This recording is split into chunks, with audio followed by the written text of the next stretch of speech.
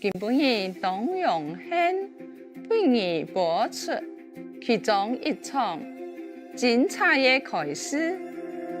师徒之间节目，佛教故事出家功德。80之5 2015年8月8號，用英文開始到法國。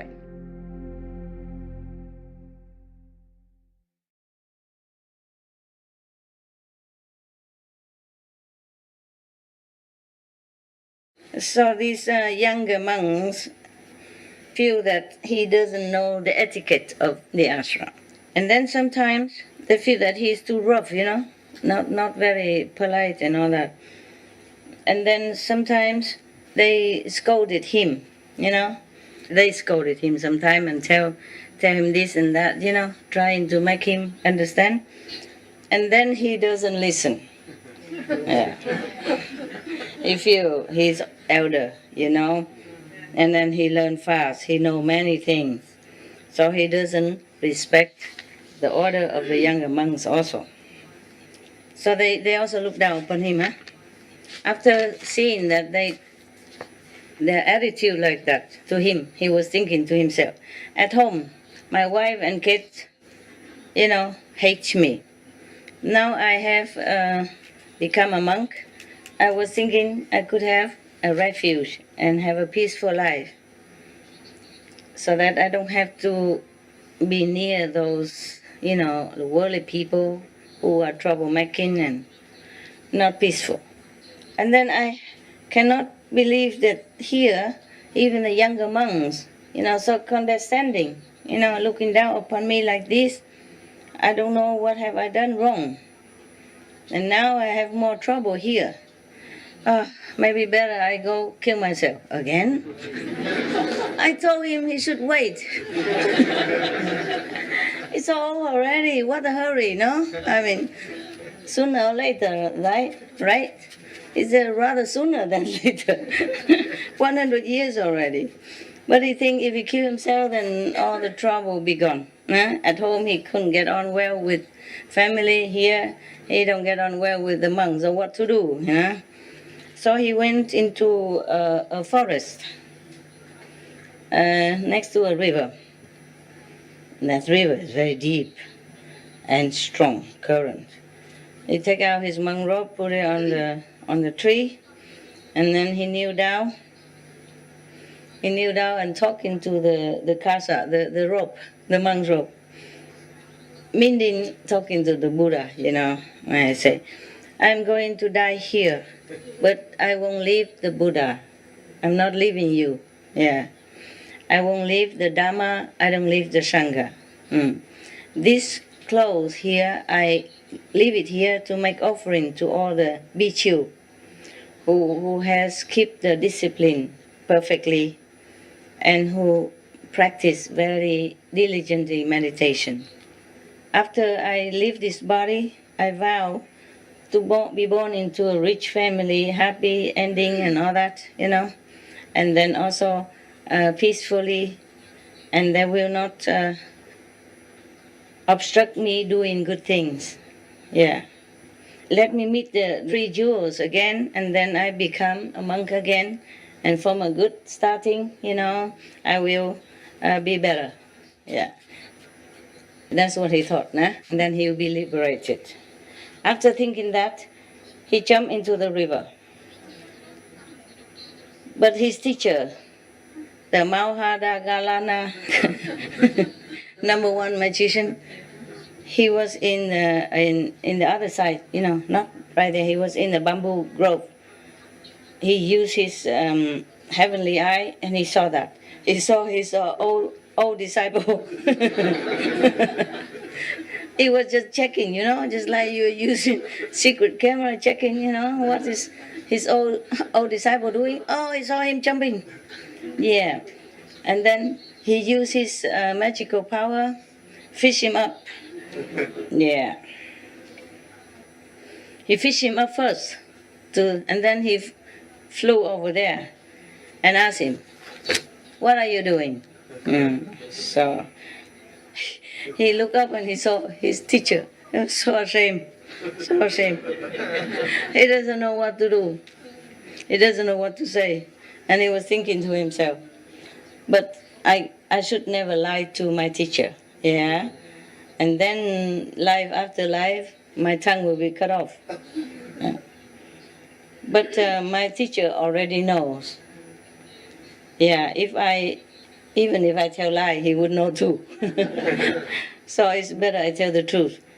Because in this life, in this world, anyone who has some wisdom and their heart is pure and they always tell the truth and they're honest, even all the heavenly kings have to respect that person.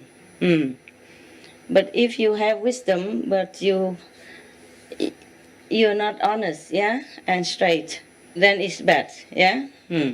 It's better to be just a normal person, but being honest and good, than to be a monk, teacher of others, of lay people, but being dishonest and untruthful. It's better, even though if am not able to save someone else, at least I can save myself. I cannot tell lie. Yeah. He's lecturing to himself a lot, but I just make it short, Like why you shouldn't do this, why you shouldn't lie, and you shouldn't lie, and all kind of thing. Okay. So he explained to his teacher, So I'm sorry, I don't feel like staying in this mundane world anymore. Yeah. I want to become a monk to have peace in my heart. But on the contrary, I don't have peace. It just has more vexation. So I would like to die here, kill myself. Please forgive me, dear teacher. So that, number one magician, his name is too long, I can't remember. Can you repeat his name? The Indian? No, don't know. You're Hindu, right? You can only know Vishnu and Brahma and Krishna. Okay, never mind. So his teacher, the number one magician, thought, this old man, if I don't use a frightening method to treat him, then he will not have success, in his monkhood. And then after he thinking that, he said, okay, you hold on to my dress. I'm going to take you up into the sky. During the flight, fasten your seatbelt and don't think of don't think of anything bad. I have to always think of, Yeah. Good thinking, positive thinking only. Yeah. So okay, he hold on to the dress of his teacher, number one magician, and then he took him up into the sky. Just almost like a blink of an eye. Both of them already at the ocean side. So and then he came down with his student. Both of them walking on the beach. And then they saw a girl, a woman just died. But her body is already, being decomposed somehow. And so many flies and ants are running around her dead body. But there was one, a maggot. That worm or that maggot just run into the nose and come out to the mouth and run back in the nose and go back to the mouth again.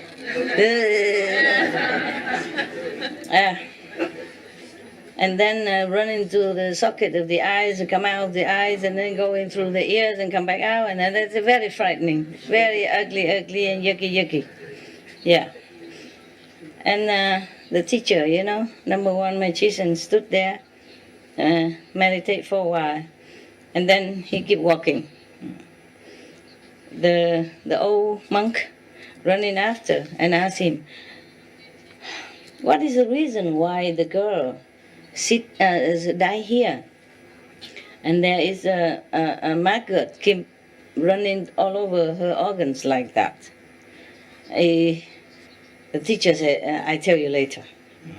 Just to want to raise his interest more, you know.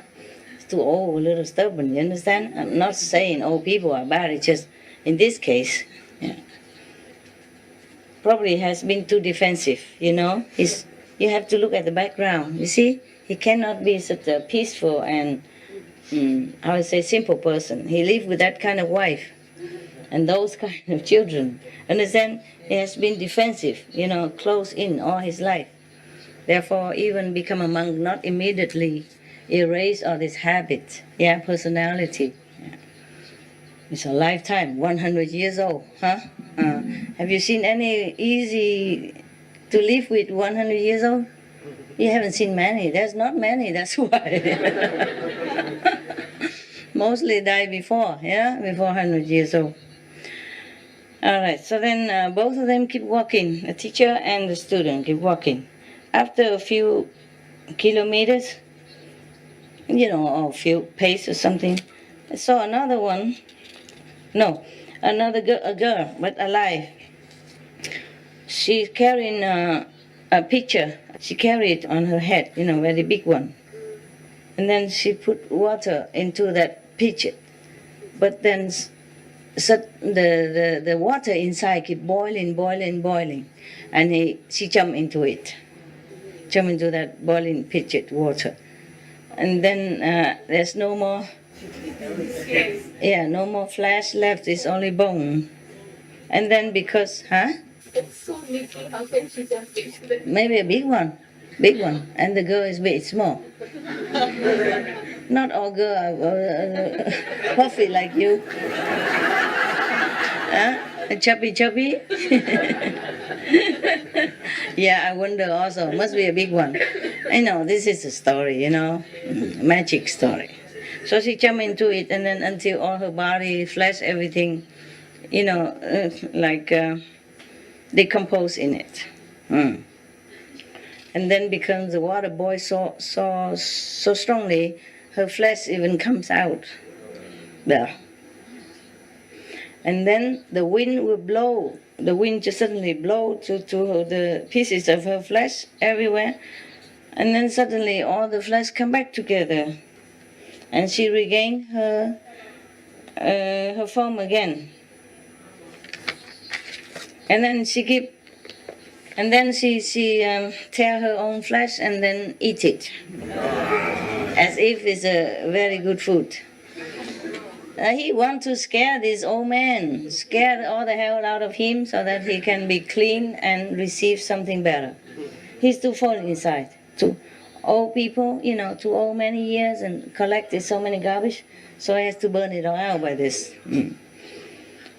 And then the old disciple, you know, Master, what kind of sin did she commit that she has to do this? And then he said, just wait, I tell you later. And then keep walking, you know, and the student follow him. Yeah. After a while, they saw a very, very big trunk of tree, so many worms, you know, cover it all over the tree. Even all the leaves also, everywhere, every inch has worms on it. And also he hear the crying from the tree. Yeah, but the crying is very heartbreaking. It's as if from the hell, you know. So he was so scared. The old monk was so scared. I said, Master, who is crying so terrifyingly like that, and why? Don't worry, wait, I'll tell you later. So keep walking again. Probably he brought him to hell, you know, some kind of lighter hell. And then they keep walking for a while, and then they saw a big mountain. There are many swords and knives, very sharp on that mountain. And then there's one person from the tip of the mountain keep falling down to the bottom of the foot of the mountain, and then do it again and again and again. all his body is punctured by all these knives and swords and bleeding all over. Yeah, but never see any sword or any knives kaput or fell down or slanted or nothing. Just they stay still. And then even if one of the knives is like top side, he come and make it straight again, and then he came to the mountain and run it down again. Falling down again like that, non-stop. He's so scared. The old student so scared. Oh, master, why is this person suffer so much? Why does he keep doing that? Later. When the time comes, I tell you. I'm sorry if it's okay still? Translation is a nuisance, isn't it? If I read it, it would be better, it's so smooth, Qua nơi này thấy một con trai to lớn xung quanh mình.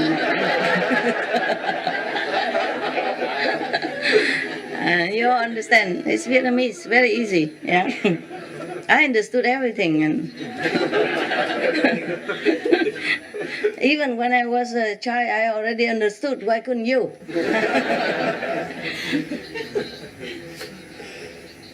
And then, okay, after they walked a little bit further, they saw a big boy, very musculous, yeah.